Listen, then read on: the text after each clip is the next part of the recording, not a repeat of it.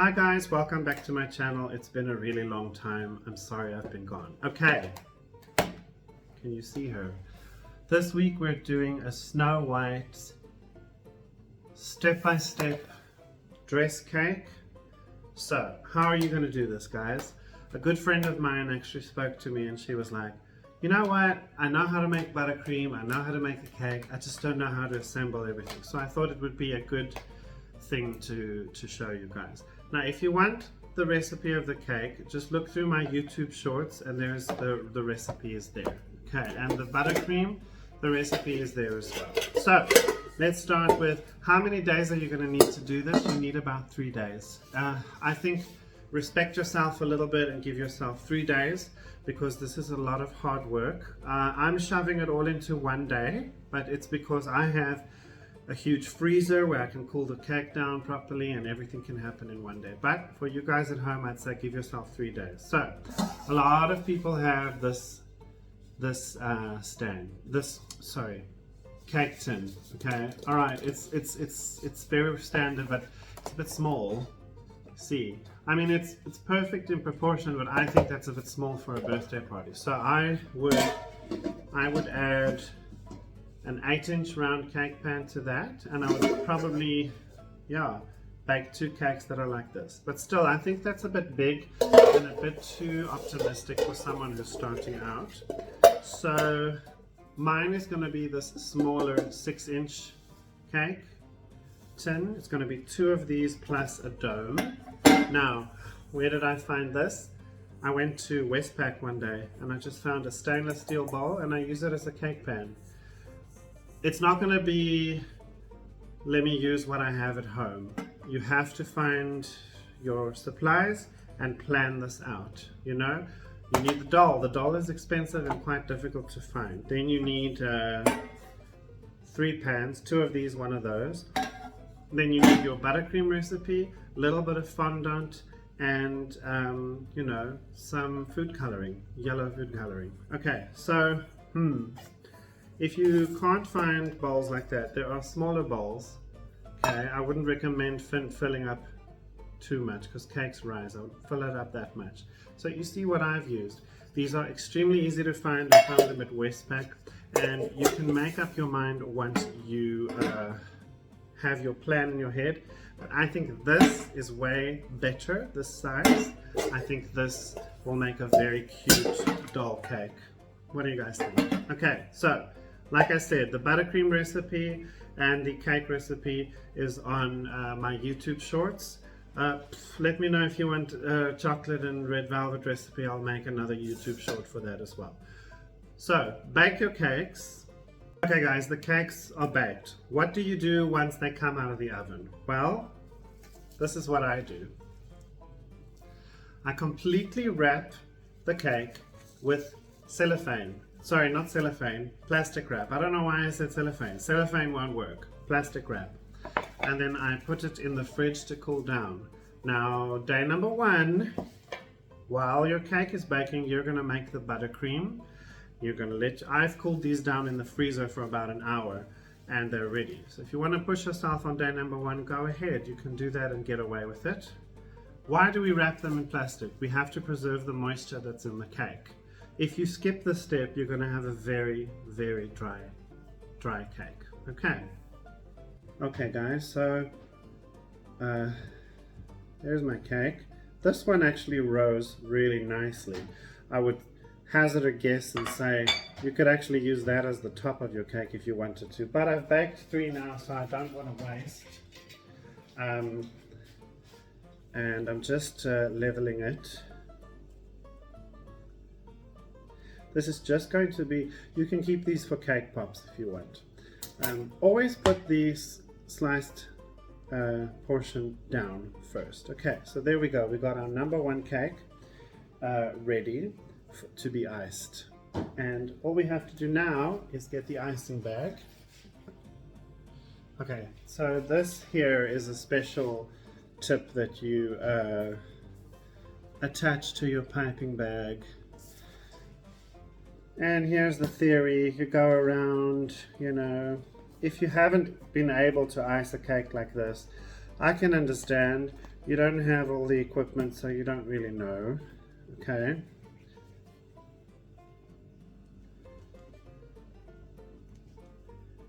You can do a filling, but I'm just doing buttercream for the purposes of this video. So now the next cake. You see, we've replaced our plastic with buttercream so that there's no moisture that escapes out of the cake. And I think that's where the lesson is. By the way, feel free to skip ahead if you are down with this part. Okay, so again, face down, and there's your next level. It's very, very straight. Now let's say, for argument's sake, you can't find these plastic piping bags, and your piping bag just doesn't have that type of nozzle. You could always use a round nozzle and just keep going around. Not too thick, just very thin, until you've coated everything. Okay, but I'm not going to do that because I've already experienced that misery. I would say 90% of it is trial and error. I've run out of buttercream.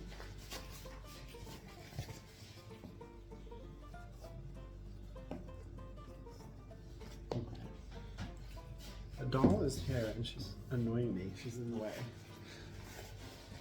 Don't you think that the cartoon is weird? Like, who walks up to a glass coffin and goes, "Oh wow, a dead woman, let me kiss her." Okay.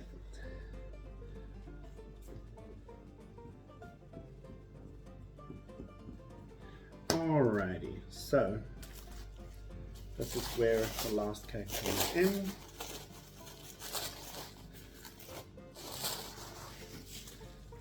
Oh, this one baked so nicely. I think I will cut a little bit off. Yeah, it needed a little haircut. Like that much of a haircut. Okay, so here's our cake. See that? Now we've got the rough shape of a dress.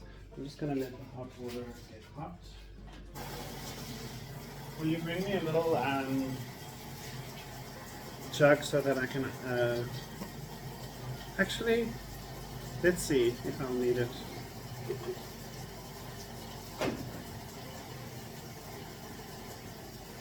Okay, so this is like a flat, thin nozzle, very easy to work with. Or you can grab one of these, put your icing in, and just make stripes up and down, up and down.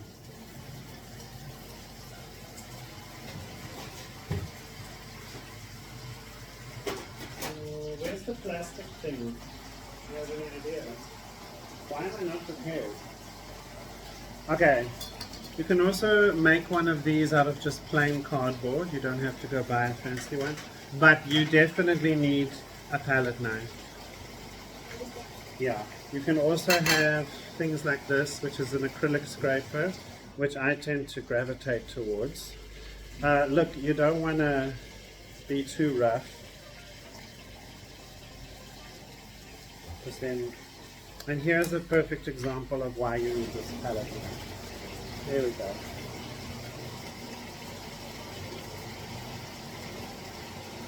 Yeah, I think bring it here next to me. Okay, thank you. So you can see that the sides are looking pretty straight, but there's quite a lot of buttercream on the sides and we don't need that much, so I'm scraping a lot of it off. I'm making a really thin layer. See how much I've taken off. You need a combination of warm water. Like, this icing is almost frozen solid because it's so cold today. Look how much I've removed, you know. And then of course the top here, this is what you do. You can use a piece of cardboard that's flexible, a piece of hard plastic, just take something old and cut it up. See how easy that is.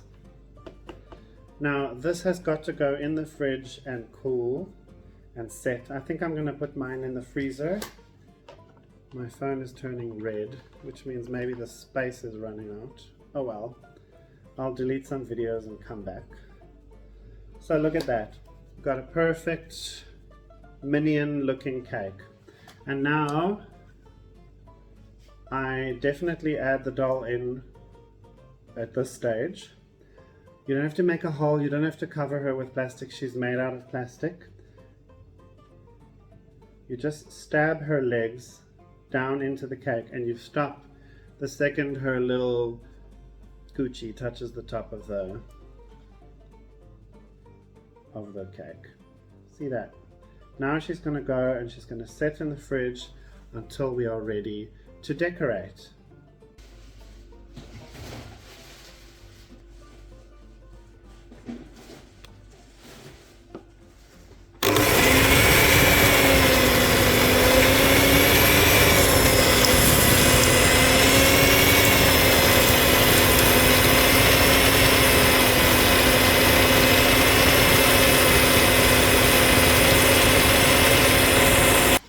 Okay guys, so this is a star piping tip. It's a 12 millimeter. Okay. You get your yellow buttercream. You can buy a little bit of yellow fondant. We're going to do a combination of buttercream and fondant on this cake. Ooh, I'm overfilling it. Okay. It's like twist and squeeze. Okay, twist and squeeze, and there we go. So now I'm just going to go get the cake. Alright, here she is. Let's do a close-up of what we're going to be doing. Let's just cover her little coochie. There we go. So all you are doing is squeezing and pulling away, and it leaves a little pirouette like that of icing. Very easy to do. Practice on a table, scrape the icing out. Of course you can do the whole cake like this and be done with it, but I have a different idea for this one. I want to combine the use of buttercream and fondant on one cake, so that all you moms or dads or whoever you are watching, you can get an idea, and hopefully this helps you. It's a really easy decorating technique. If you mess it up, scrape it off and try again. Unless your cake isn't cold, then it won't work. See how nice that looks? You just keep piling on top of each other, and you just keep going until you reach the top. I always lose my temper, not my temper, my patience with this technique, but it's one of the best to ice a cake. You can just do the entire cake like this if you want to. So now I think while I'm doing this is a perfect opportunity to talk about how are you going to roll out some fondant if it's the first time you're using it. Whenever I'm at the store, the cake supply store, I see some cake beginners buying icing, asking questions at the till, how do I use this? And they always buy a tiny packet of, what do you call that stuff? Fondant. And it's a little too small if you ask me for cake decorating. But they can even, at some cake supply stores, can even sell you the buttercream ready-made, you know, and you don't have to sit and stress. So, how would you do this if you didn't have a lot of supplies? Well, you need icing sugar to roll fondant, but if you're really struggling and you just want to make a few little decorations, what you can do is take 2 ordinary pieces of paper, office supply paper, and sorry, did I mention if you see any holes you can just make a tiny star over the existing stars. And you roll it between those 2 papers, and then there you go. You've got pieces of fondant ready for decorating. And just go all the way up to her waist. And I think just like this is enough for this frilly part. and I'm going to show you what we're going to do on the back. This is what I'm talking about. If you're really struggling to roll out some fondant, grab yourself some ready to use fondant, like sculpting fondant from the store. Place it between two papers.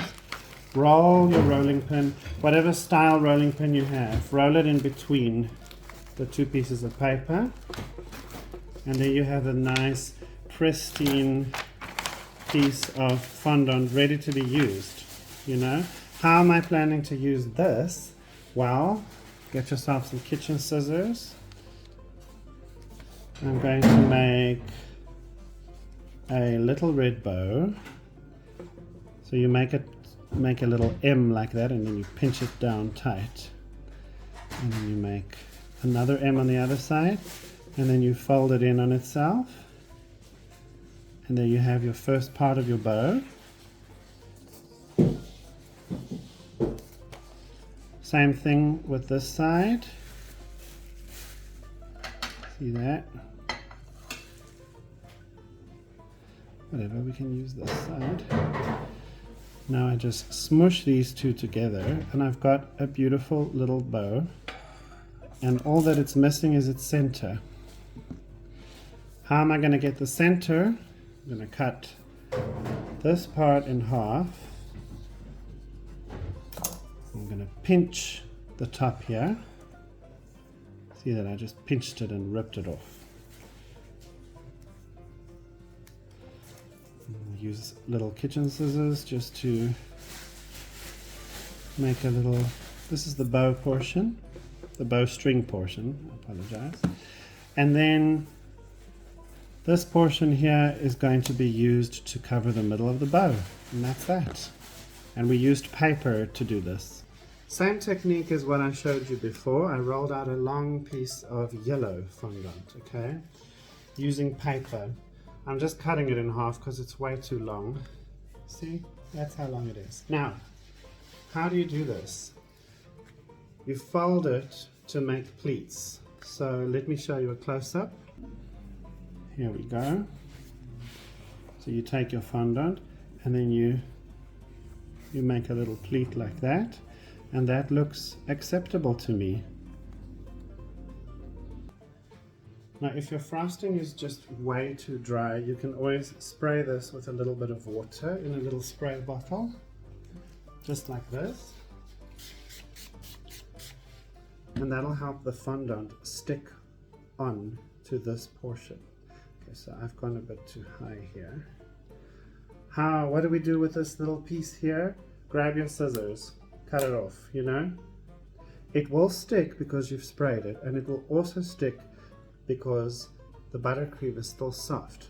So now we have a fluffy dress with a nice fondant corner. I'm going to do the same on the other side.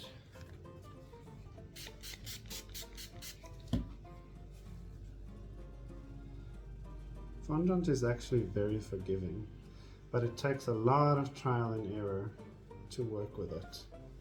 Okay, so now we have this section and a huge bold back section. All I'm going to do is panel that up with a few pieces of fondant and just play around with it. If it's too far back, pull it forward. It's really like material, you know. This one was too far back like that, so I pulled it a bit forward. And it's okay if it has some natural folds and stuff in it. Okay, I'm just going to use my spray bottle for this part. And you fold it into like the shape of a curtain, but you leave the bottom exposed, open.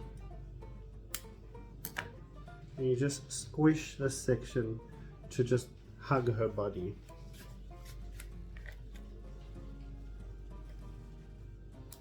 I don't know, this is not thick enough. We'll just roll out some more. While I'm waiting for Evelyn to roll more, I'm going to add the decorations that I made in the beginning, which was, you see, it sticks onto buttercream really, really easy, even if you don't spray it with water. And be careful not to spray too much water. because it will start to melt the fondant and you'll have running red streaks going down. You see how cute the bow is? And then for the middle section, all you have to do is take your piece of fondant that we prepared earlier and you make it into like a little pizza slice. And then you just measure how much you're going to need, and then I've curved it over my finger here, you see, like that, and there you go. Look at how perfectly it fits in there. I'm just going to give it a gloss with a little bit. Don't spray too much water onto fondant because it will melt it and it will become a disaster. Alright, back to completing the back of the cake.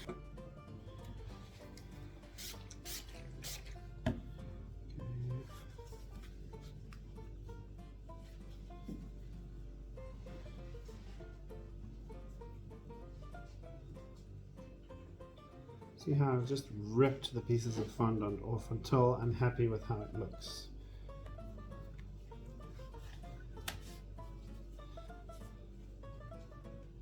See that? You get to the point, if it isn't sticking, you know it's not moist enough. There we go. Now we just have this section left to panel. Like a section that I've noticed here that I'm not happy with, I'm just moving it a bit more. Oh, are you okay?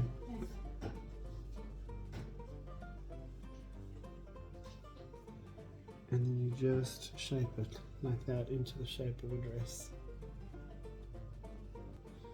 Okay. Let me just cut this. See how I make like the shape of an S or an M, and then the rest of it just hangs like a curtain. Especially if you find the one that has, it's ready like for modeling. That one is a bit firmer. Be careful with the water. If you are worried, only spray the buttercream part, you know.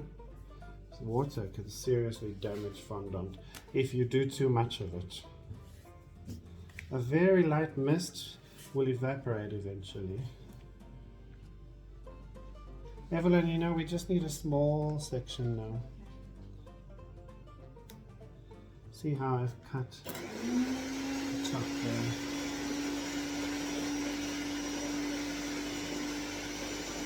Okay. So now we're just going to add the final piece, and I'm spraying this. That's it. So it's up there, and I'm just taking the scissor and snipping it like that. That's it. If it looks horrible, then just massage the fondant into place. But what do you guys think? I think that's fairly easy once you have the buttercream and the fondant methods down. Her hair just feels very strange to me, like feels like rock hard. Oh wait, I think it's a bit nicer if you do that. You like separate the curls a bit. It feels like it's been gelled. Yeah, it's just been gelled. Now it looks a bit cuter. There we go.